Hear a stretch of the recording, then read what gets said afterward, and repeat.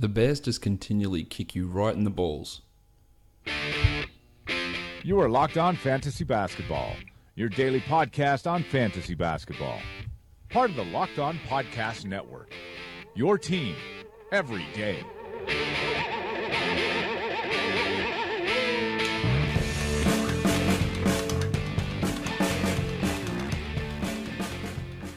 Hello and welcome to the Locked On Fantasy Basketball podcast brought to you by Basketball Monster. And today's Locked On Fantasy Basketball podcast is also brought to you by DraftKings. Use the promo code LOFB to play for $10,000 for free with your first deposit. My name is Josh Lloyd, and as always, you can find me on Twitter at redrock_bball. We are 2 days away from the NBA season kicking off. Today's episode is going to be focused primarily on seasonal leagues. Tomorrow's is going to be mainly a DFS preview with other NBA news thrown in. And then we're back with the regular season style episodes, which will start after the games finish on Tuesday or Wednesday if you are living here in Australia.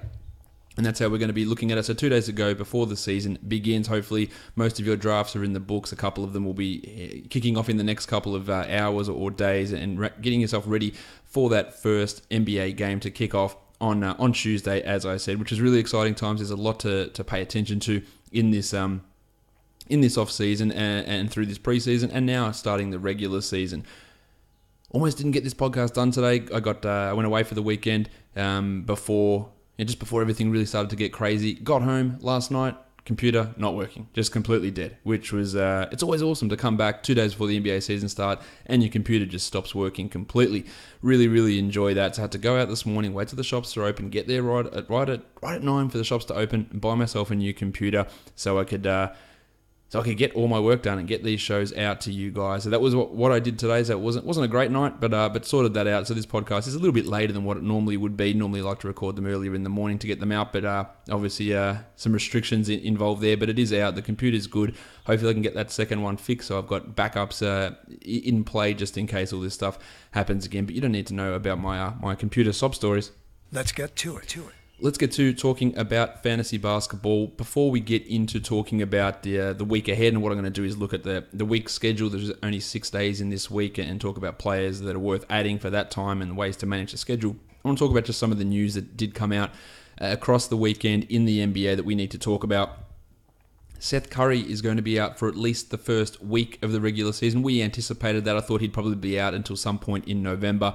Rick Carlisle says he is currently week to week, so they've ruled him out for that first week. I imagine that probably another couple of weeks as well with that stress reaction in his leg. Yogi Ferrell is going to start in his place, and he makes a very interesting ad for that short-term situation. And you should already be looking at streamers, and we're going to talk about that later. Players who are going to have value in this first week. And Yogi is going to be one of those guys you can get a couple of weeks worth of action out of him, it appears, with Curry out. And that could be useful. And then after that, you cut him in and you move someone else into that spot. That's the way that all this stuff works. Marcus Morris is also out for the first 3 games of the season with a knee problem. Jason Tatum is not 100% confirmed, but it's confirmed. He is going to start, and Morris is bad. He is not a good player. He is not someone who should have any interest in any sort of 12-team league. I would want nothing to do with Marcus Morris in that sort of a situation. Jason Tatum, on the other hand, I would be looking if he is available on my waiver wire and grabbing him and seeing what he can do. If he gets this start for the first 3 games and looks competent, I don't think Marcus Morris is getting that back. If their number 3 overall draft pick, who Danny Ainge valued as the best player in the draft, if he comes out and looks good, then I'll take him out of the starting lineup. They'll continue to give him minutes, and he'll continue to be a useful fantasy player. So if he's on your waiver wire, go and look over there. The other news regarding the draft and regarding, I guess, that Celtics trade is Markelle Fultz will not begin the season as the starter. This is something I mentioned maybe a week and a half ago. I wouldn't be surprised if this would happen, and it is not happening. Jared Bayless is likely going to be the starter, so Fultz is going to be impacted in terms of his playing time initially. Bayless, that makes him an interesting short-term grab for this first week at least, but I don't imagine Fultz is going to be coming off the bench all season. He did deal with a shoulder sprain in preseason, and that limited his playing time somewhat. He looked okay in stretches, poor in others.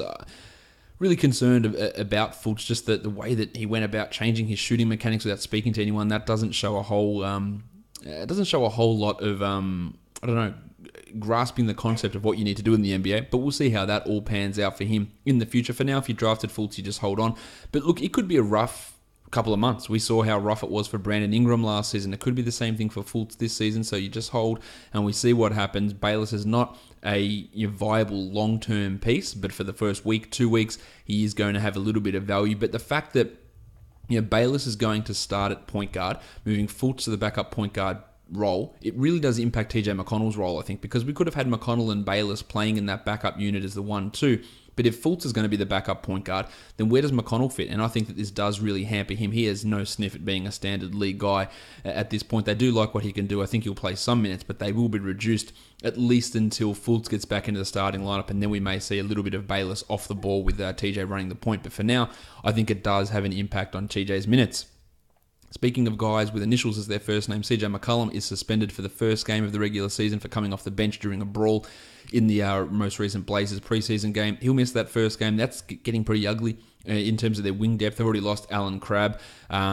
You would think that means more minutes for Shabazz Napier. It means more minutes for Evan Turner, who could be interesting stream guys on that day. But of course, have a look. You could talk about streaming them, but if you can't actually fit that player on your roster because their first game is Wednesday when there's a multitude of games and it's tasty, it's against Phoenix, but what does it matter?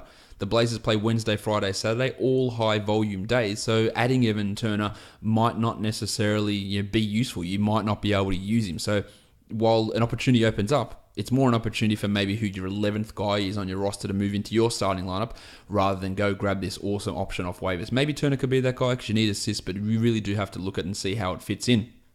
A couple of things out of Detroit.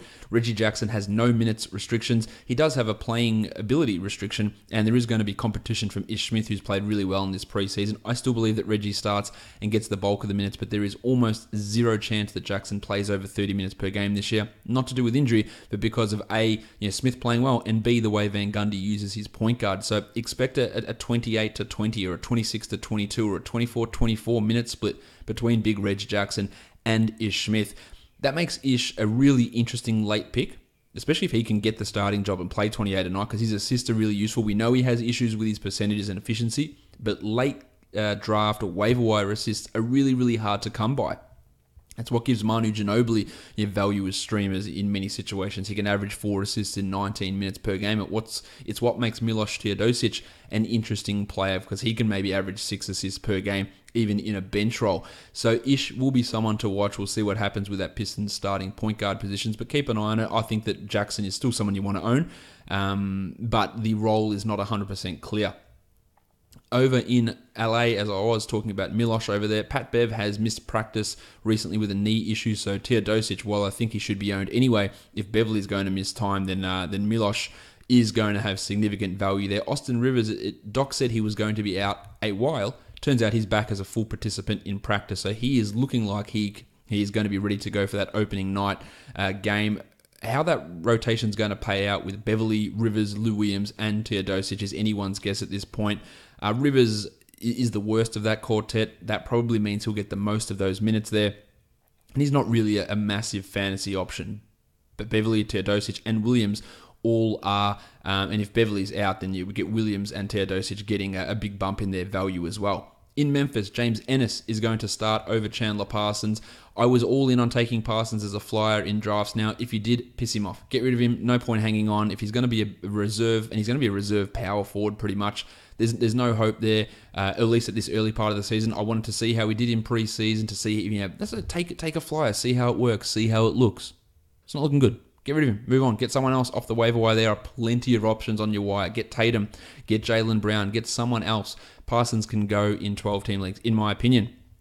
We saw the trade on the weekend with Dick Jefferson and Kay Felder being traded to the Hawks. They have since been waived. But the Milwaukee Bucks have emerged as suitors for Dick Jefferson because, of course, the Bucks need another veteran who's not going to provide anything to a young team apart from leadership. That's what Jason Terry's there for. But the Bucks are at only 14 men on their roster after waiving Brandon Rush. So Jefferson could get some minutes. It is not going to impact Giannis. It is not going to impact Chris Middleton.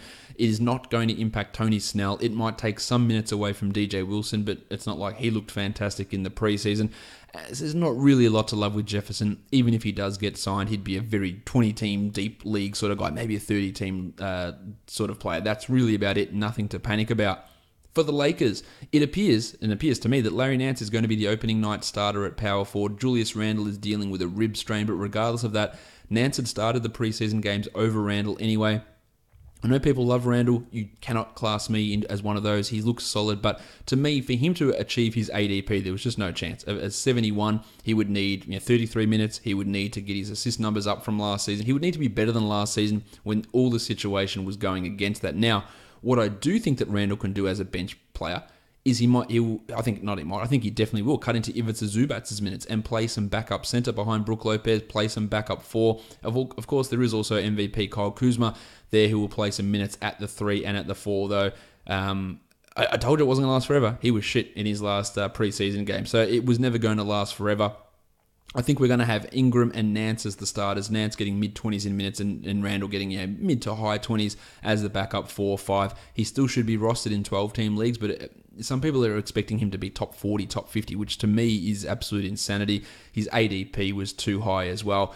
As for Nance, he does provide some intrigue in his defensive stats, but that's really about it. When we have a look at what he can do, he's not going to be this huge offensive threat or anything along those lines. All right, now we've got a new sponsor to talk about, and that is a sponsor that many of you will be familiar about. But hey, here we are to talk about them, and that is DraftKings. Basketball season is back, and you know what that means. It's time to put your basketball knowledge and my own basketball knowledge to the test in one-day fantasy basketball over at DraftKings.com. With one-day fantasy basketball at DraftKings, you can be a part of the action every single night. There are so many ways to play over at DraftKings. I know plenty of you are listening to it, but there are many people who play season-long fantasy who have reached out to me and said, you know what, Josh, you did that DFS podcast the other day. I'm going to start doing some DFS, and this is a great way to do it. There are public contests with big cash prizes or private contests where you can just set it up and take on just your friends for real money. DraftKings even has beginner and casual contests where you'll play against people of a similar skill level, so you don't have to worry about going up against professionals or people who have been doing this for ages. You go in the beginner contest, get your feet wet, work out how it all works. Drafting your team is simple.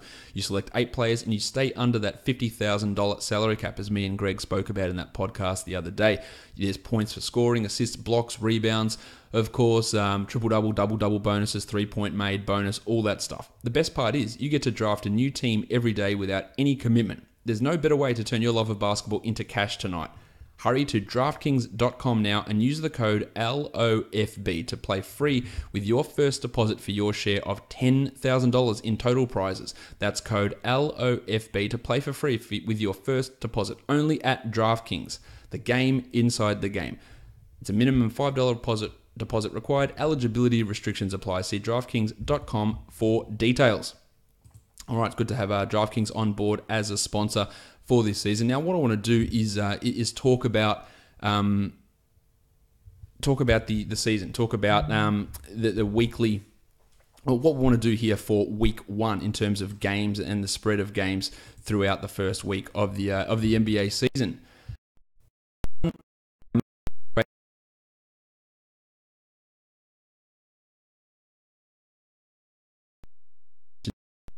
Distribution of the game.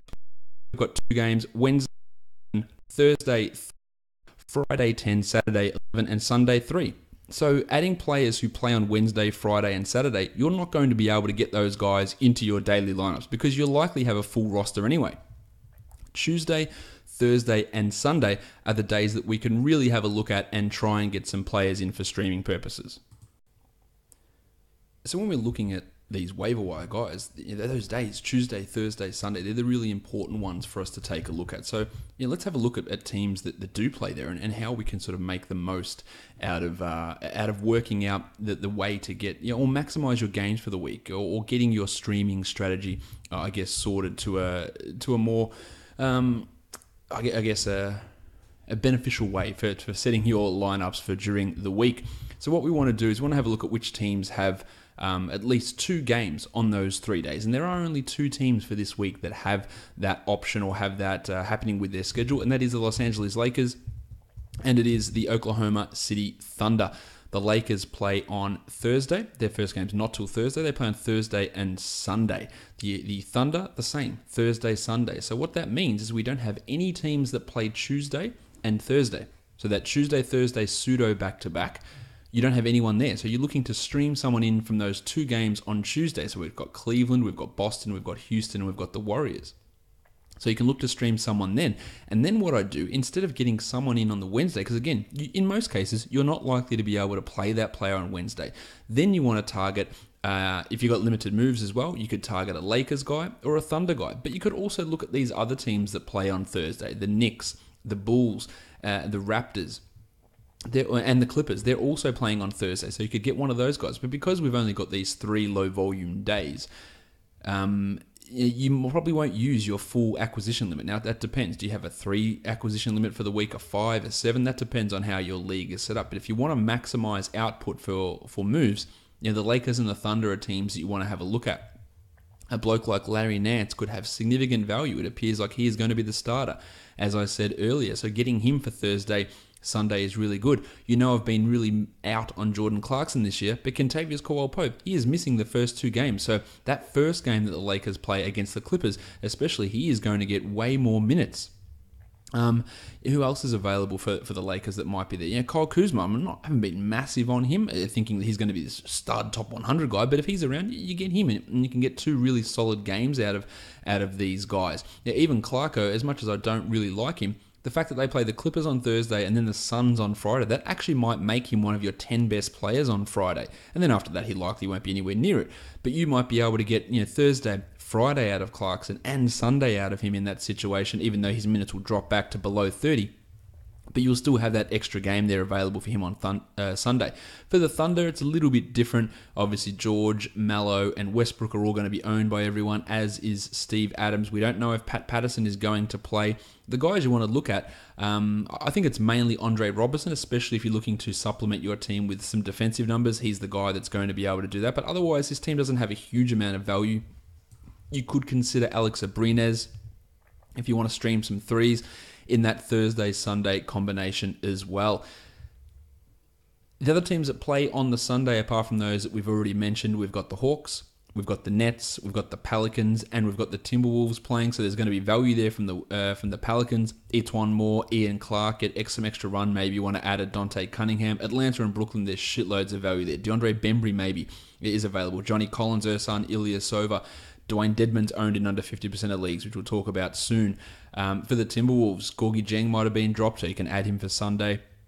There's not much on their bench, so what's his name? Jamal Crawford's not going to have a huge impact. Tyus Jones, but if you're talking about deeper leagues, maybe they will. With Brooklyn, Damari Carroll looks like an awesome Sunday addition to look at their. Karis LeVert, if he's available. Maybe Jarrett Allen, especially after we see how the Nets look in their first 2 games against the Pacers and the Magic. Looking at those guys against Atlanta should be able to provide some pretty interesting value. And interestingly, Rondé Hollis-Jefferson is owned in under 50% of leagues, and that really does need to be rectified, and he should be owned in way more than that. So that's a way that you can look at the schedule and look at getting, working out how to best manage it and get the most games in for the week. Now, if you're playing in a weekly situation, you want to try and maximize games played. So which teams are playing more games?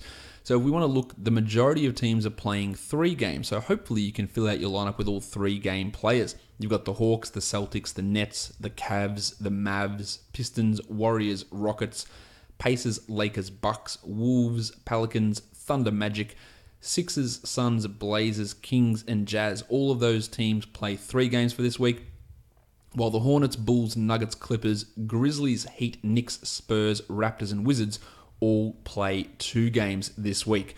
So when we're looking at it, of course, you can check all this out over on Basketball Monster on our schedule analyzer. It will show you who's got the easiest schedule, who's got the hardest schedule. And that is a little bit hard to tell at this point because obviously we don't have any seasonal data from this year.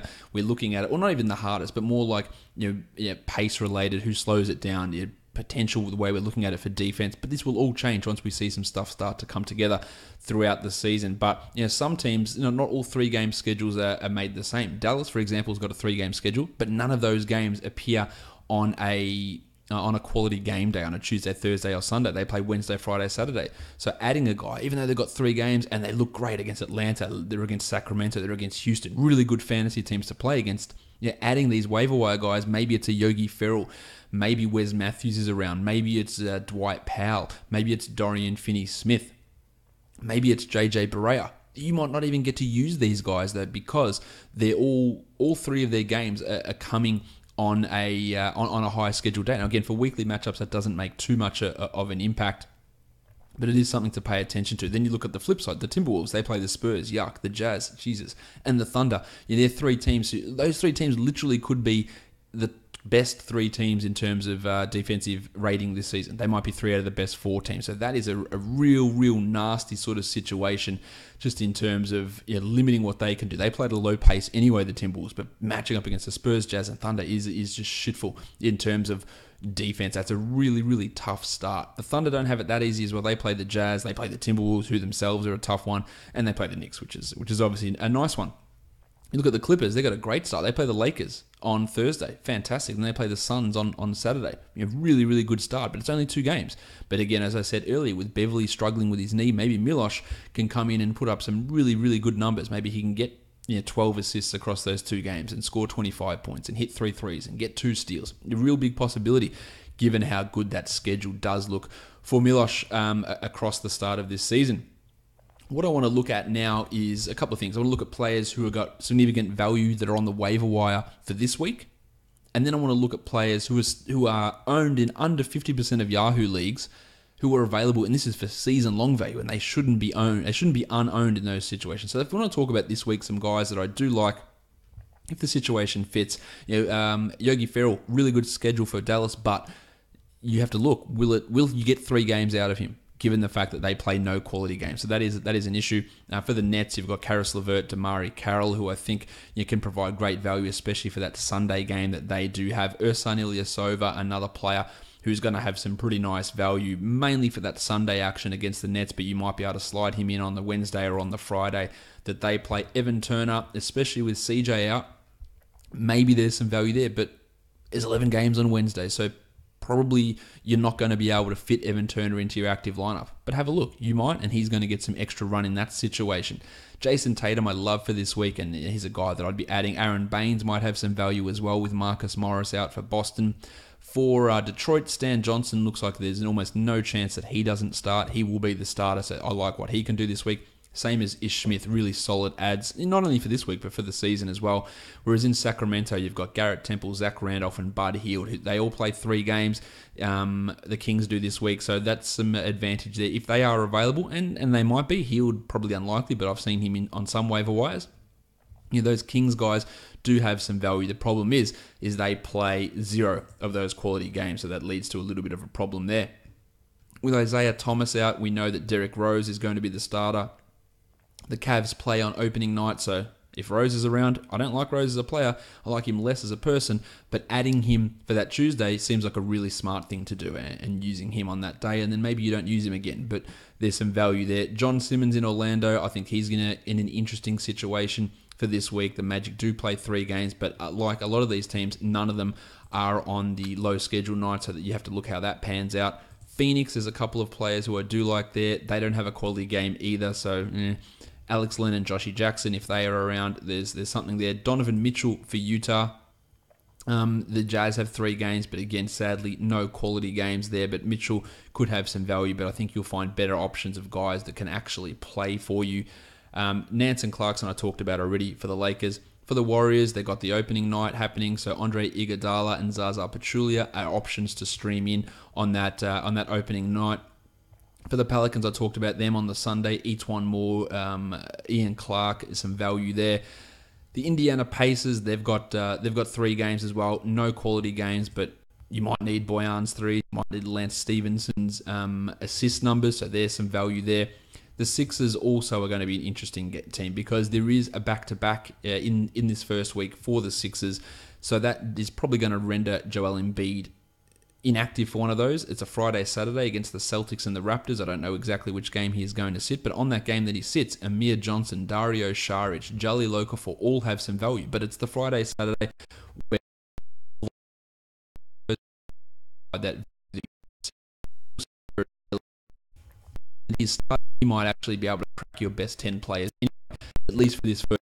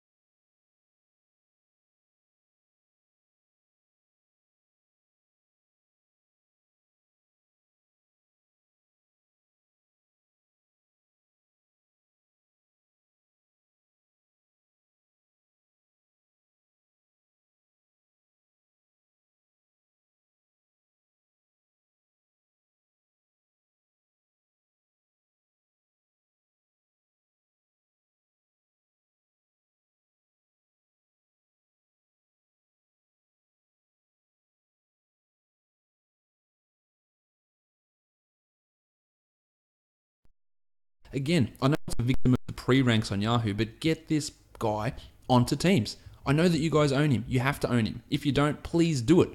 Miloš Teodosic. He should be owned in majority of 12-team leagues, as should Jaren Grant, who put up 10, 9, and 8 in the Bulls' last preseason game. His backup is going to be a guy that I can't even pronounce his name, Ryan Arcidiacono, which I don't think is how he even pronounced it because he pronounces it wrong. But he's going to be the backup. So Grant's going to play 30-plus minutes. There's no one there. Chris Dunn, Cam Payne, they're all out. Denzel Valentine's not even going to play point guard because Fred Hoiberg is a dickhead. Hello, darkness, my old friend. I've come to talk with you again. But Jaren Grant, at least until Chris Dunn is back, which is 2-3 weeks away, Grant should be owned everywhere. Everywhere. And I know it's not sexy, but he should be owned everywhere. So should Rondae Hollis-Jefferson. It makes no sense. He's looked really good in preseason. Has to be owned. Justin Holiday also has to be owned, at least until Zach LaVine comes back, but that could be 2 months away, 3 months away. Not sure why these guys are still... JaMychal Green is owned in 29% of leagues. I'm sorry, I just went off tangent from Justin Holiday. Holiday, own him. JaMychal Green is owned in 29% of games. The Grizzlies' backup power forward is Chandler Parsons. Yeah, Green needs to be owned everywhere. He's not a high upside guy, but he's a guy that can easily crack the top 100. Needs to be owned. Jeremy Lamb with Nick Batum out for 8 weeks. You have to get onto Lamb. He's going to play. He's fine. Michael Carter-Williams is going to be out also, so that means Malik Monk's going to have to play more at point guard. Dwayne Bacon's looked nice, but this is the only situation where I'd say I prefer Lamb over Bacon. And that's just a horrible, horrible joke. But Lamb needs to be owned. Larry Nance is going to be your starting power forward. He gives you defensive numbers. Look to him. Denzel Valentine, I know that Hoiberg is going to screw around with him, but he's going to get minutes in the mid-20s. He's going to hit threes. He's going to get assists, and he is a very, very useful fantasy player. We didn't see it last year because the Bulls were terrible. They're terrible this year in a more entertaining way, and that can work in Denzel's favor. Pat Mills is around in so many leagues. I know DeJounte Murray is going to be the starter, but that doesn't mean he's playing 32 minutes. Mills is going to play at the 1. He's going to play at the 2. If Kawhi's out, you're going to see more of Mills there, trying to initiate the offense or trying to score or be the go-to guy. He's going to play, and he's going to play good minutes. Norm Powell is available in plenty of leagues. There's a bunch of guys there, probably 15 guys that I just reeled off, that should really be owned in all leagues to start this season. So go and have a look if they're around. Go and have a look who the worst player on your team is, and make the move. And if you want to know if you should make the move, let me know. Because there will be situations where your team is that strong, where your worst player ends up being Taurean Prince, and then you've got Hollis-Jefferson on the waiver. And I'd say, probably just hold on to Taurean, because you've drafted so well.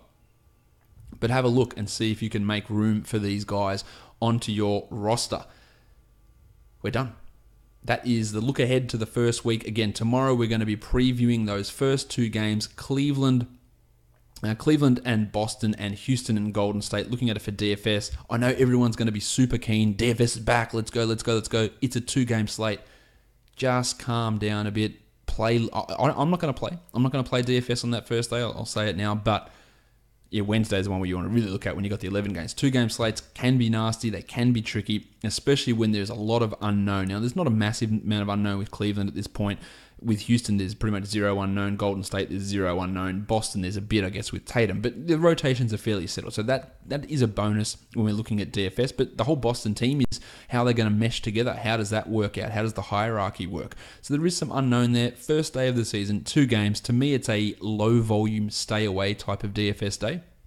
But it is, of course, the only action that's on, so people are going to be involved. So tomorrow's show, we're going to go through any other NBA news that there is, and we're going to preview those 2 games the way that we do during the season. Break down each game, each position, and talk about where the value is on FanDuel and their DraftKings prices as well. That's what we're going to be doing in tomorrow's show. Hopefully I've got my other computer back and fixed. I apologize if the video is a little bit tricky on this video. If you are watching the video, it's obviously just a different computer with less graphical specs than what my original one did. Hopefully you can get